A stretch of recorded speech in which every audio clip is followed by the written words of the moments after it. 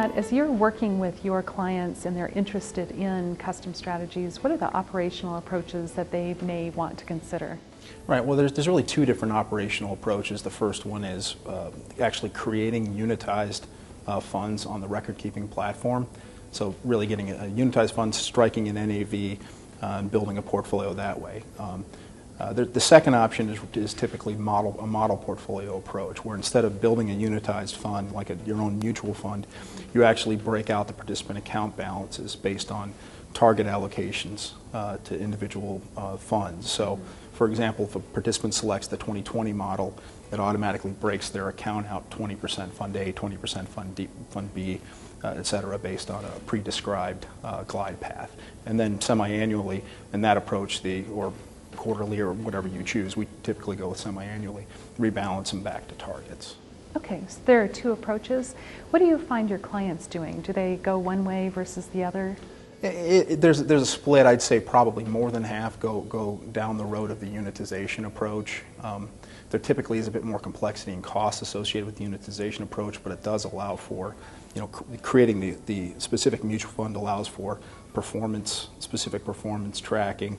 It also can be a little bit easier to communicate because it shows up like another investment option within the fund or within the menu. Whereas the model portfolio approach, you have to select a model and it shows up on the participant accounts oftentimes as Fund A, Fund B, Fund C, which adds a little bit, sometimes more of a challenge from a communication standpoint. And when you look at the two operational approaches, what are the key advantages of going trust versus model portfolio? The unitization approach has many benefits, I think the biggest one being the communication. The model portfolios, on the other hand, really only have one advantage, and that's usually that they're less expensive from a record-keeping administrative process. So when you're going down on size, I mean, if you're typically a 100 million or plus within target retirement date funds, whether you go unitization or model portfolios, the relative cost is relatively similar as a percentage of assets per se. But when you get down into the $50 million range, the $25 million range, suddenly the cost of unitization can be prohibitive in terms of the strategy. So sometimes that's why those plans go with the model approach. If a client's looking at moving toward custom strategies, what are some of the questions that they should be posing to their provider, their record keeper primarily? I think the key questions are, have they done it in the past? Have they successfully been able to do it in the past? Because when you get into that record keeping, when you get into that unitization model, you have to manage cash flows coming in, coming out. You have to develop an investment policy, a rebalancing policy. So when cash flows come in, how do they come in? How are they allocated among funds? When cash flows come out, how are they allocated? When do you rebalance? So there's a little bit of that complexity that needs to be built in. So more and more record keepers are providing these services at a cost-effective level, whether it's model portfolios or a trust approach?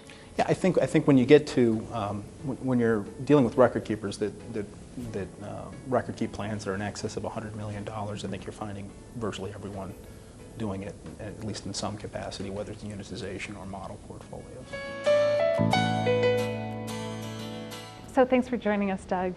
From a participant statement standpoint, is there a difference in what they see if the plan sponsor goes a trust approach versus the model portfolio approach? It's going to depend on the administrative service provider, but typically when you look at a statement for a model portfolio approach, what you're going to see is, as the plan participant, will be the amount of assets that you have in each underlying fund. So the fund won't say, for example, the ABC Company 2020 target date fund, but instead there may be 5 allocations to 5 of the core funds that are being used. If you look at a statement with the trust unitization approach, you will actually see a fund that is labeled the ABC Company 2020 fund, and you'll have your exact amount there. Okay, so there's a real difference from a participant statement standpoint. Yes, there can be. So trust looks just like a mutual fund, it sounds like, whereas model portfolio, you're showing the individual holdings to the participant. That's correct. You are seeing each individual holding and not the target date sleeve as a fund with that model portfolio approach. Thanks, Doug. You're welcome.